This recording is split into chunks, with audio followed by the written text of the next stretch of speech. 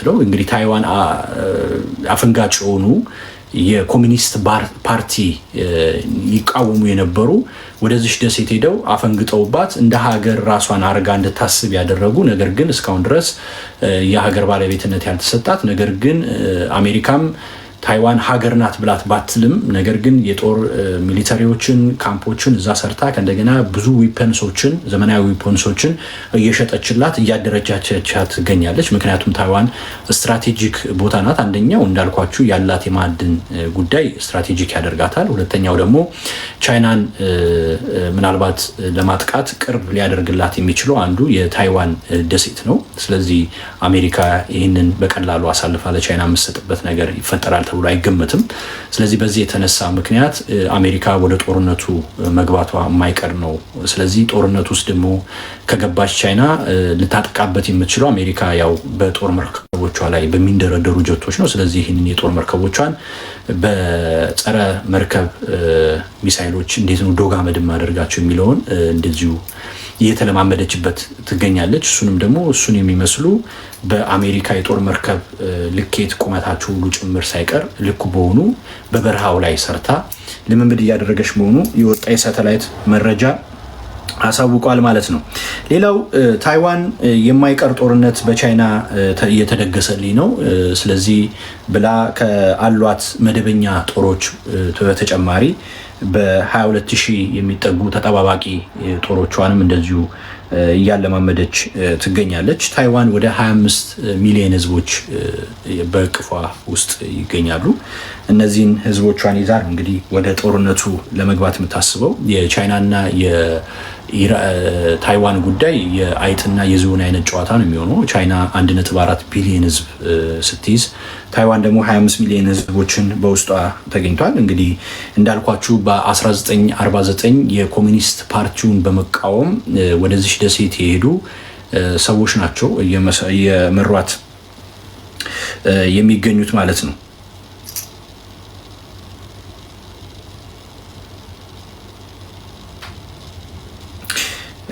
የኖቤል ሽልማት አሸናፊዋ ማሪያ ኮሪና ማቻዶ ኖቤል አሸንፋለች።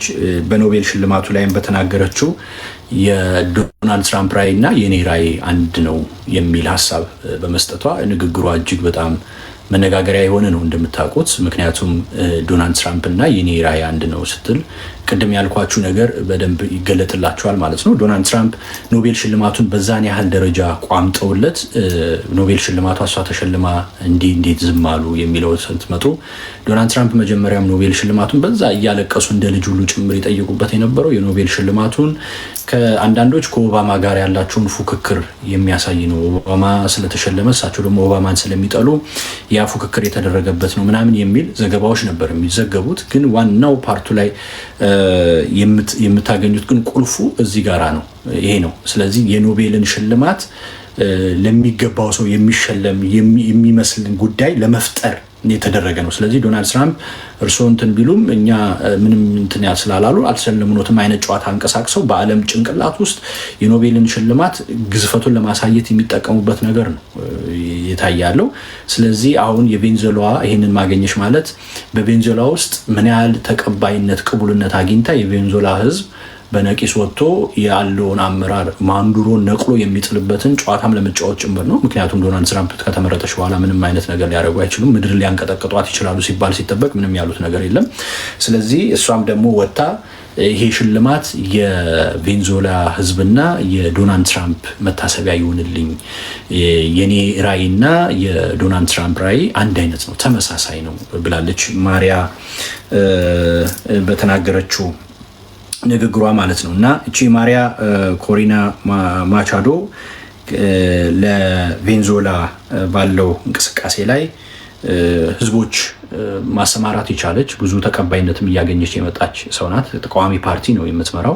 በነገራችን ላይ ምርጫውን እሷ አሸንፋ ያለው የማንዱሮ መንግስት በኃይል ጨፍልቆ ነው ኮሮጆውን በኃይል ገልብጦ ነው እኔ ነኝ የተመረጥኩት ብሎ ያለው እንጂ እሷ ናት ያሸነፈችው የሚል ሀሳቡ ጭምር እየተነሳበት እየተቀነቀነበት ይገኛል።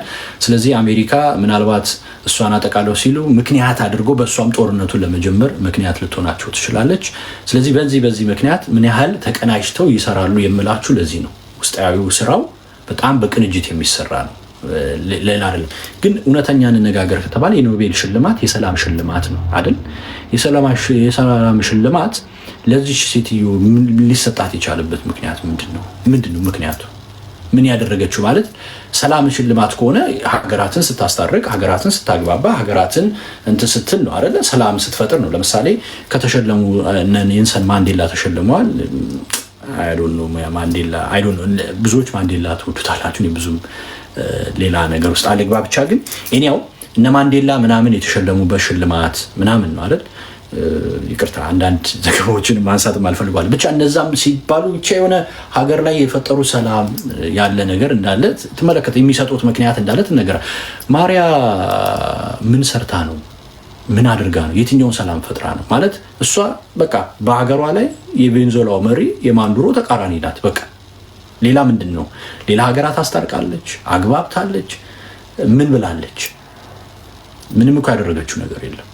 ግን ይሄ የተሸለመችበት ምክንያት ምን ያህል በቅንጅት እንደሚሰሩ፣ ምን ያህል ጨዋታው እንዴት እንደሚቀናጅ፣ እንዴት ኳሱን እንደሚያንደባለሉት ስታዩ ይሄ የሚሰጣችሁ ምክንያት ይሆናል ማለት ነው እንጂ ኖቤል ሽልማት በታምር ለሚገባቸው ሰዎች አይደለም የሚሸለመው።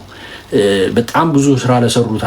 በነገራችን ላይ ኢቭን የውሸትና የማስመሰል እንኳን ቢሆን መሸለም ካለበት እንደውም ለዶናልድ ትራምፕ ወይም ደግሞ እኔ አሁን ኖቤል ሽልማት ለማን ጠብቃል ብትለኝ ለጤብ ኤርዶጋን ለቱርኩ መሪ ነበር የማስበው። እንግዲህ ዶናልድ ትራምፕን ባይሆን እንኳን ጤብ ኤርዶጋን ይሆናሉ ብዬ ነበር የማስበው። ምክንያቱም የሰሩት ነገር ትመለከታለ። ለምሳሌ በሩሲያና በዩክሬን መካከል የሚሰሩትን ነገር ትመለከታለ። ሰላም ለመፍጠር ያደረጉት ጥረት አለ። እነዚህ ነገሮች ትመለከታለ እና እሳቸውን የሆነ ነገር ትገምታል። ግን እሳቸው አልተሸለሙ። ማሪያ ግን በምን አይነት መንገድ እንደተሸለመች ስታስብ ያው እነሱ ጨዋታው በሚፈልጉት ጨዋታ ስለሚያጫውቱት ጨዋታው እንደዛ ስለሚጫወት ነው። ስለዚህ የሚፈልጉትን ነገር ነው የሚያደርጉት። ስለዚህ የኖቤል ሽልማት ይህንን ነው። ግን ዋናው ቁም ነገሩ ዶናልድ ትራምፕ ሳይሸለሙ እሷ ተሸልማለች። እሷ ደግሞ በተዘዋዋሪ ለዶናልድ ትራምፕ ሸለማቻቸው ማለት ነው። ይሄ ሽልማት ለሀገሬ ሕዝብና ለዶናልድ ትራምፕ ይሁንልኝ ብለዋል። እቺ ዛሬ ላይ ያስቀመጥኩላችሁን ሀሳብ ምናልባት ቬንዙዌላና አሜሪካ ጦርነት ከጀመሩ ያን ጊዜ ታስታውሱኛላችሁ። እቺን እንዳትረሷ ዛሬ የነገርኳችሁን ነገር ማለት ነው። ሌላው ቻይና ኤረር እርዝ ኤሌመንቶችን መቆጣጠር ጀምራለች። በዚህም የተነሳ ዶናልድ ትራምፕ እጅግ ግለዋል፣ ሞቀዋል። በአሁን በኮሪያው ሰርጥ ላይ ዝግጅት እያደረጉ ነው ለመሄድ። እንግዲህ ከእስራኤል ከግብፅ ከተመለሱ በኋላ ከትንሽ ቀናት በኋላ ኮሪያው ሰርጥ ላይ የኮሪያው ልሳን የሚሰባሰበው ስብስብ አለ።